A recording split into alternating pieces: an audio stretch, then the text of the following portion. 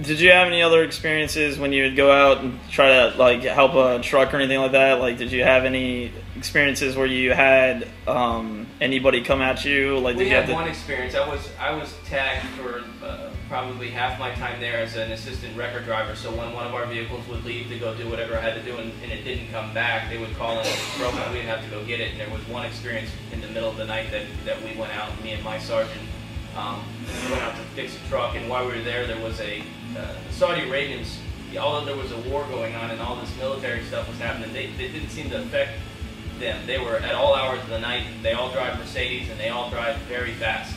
And one time a Mercedes went by, it had to be going 100 miles an hour. We're right off the side of the road.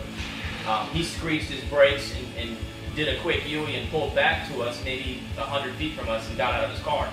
You know, my sergeant directed me to grab my rifle. I got up on top of my record truck and zoomed in on the guy. And my sergeant pulled his pistol and aimed it at the guy and told the guy to go away. The guy was walking up to us with his hands behind his back and said, was just mumbling a bunch of stuff. Nobody was there long enough to understand the language, so we couldn't speak anything.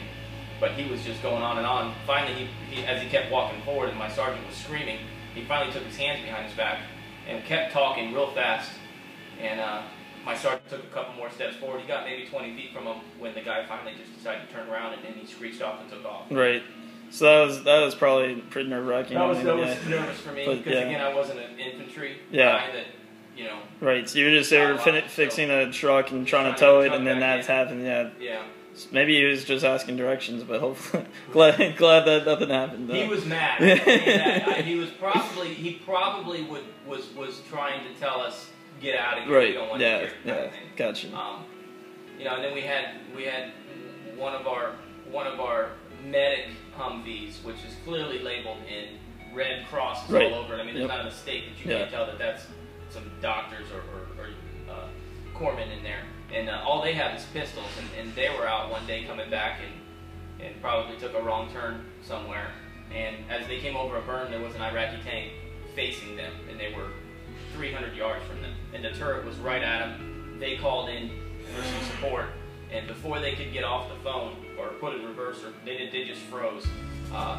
The lid to the tank popped open, a white flag popped out, and 4 guys jumped out and rolled on the ground. Yeah, that's awesome. So those guys loaded up, you know, with zip ties. They zip tied the guys' hands behind their back, in the back of their Humvee, and they came back with the keys to a tank, I guess, and they didn't have to do anything. and 4 prisoners of war. Yeah. Awesome. I learned how fortunate we are to live the way we live, because over there, with all of the money from the oil that everybody talks about, we live in a great place. You know, the freedom that we have is unlike anywhere else. You got to see what it takes to protect this freedom and everything like that. Yeah, it was nice. And the feeling that I got when we left Kuwait, you know, it was like a parade. Yeah. There was one main road in and out, and troops went in, and when we came out, the roads were lined with people in American flags and Kuwaiti people, you know, cheering, and we were throwing candy to them. I mean, it was a pretty neat feeling. Cool.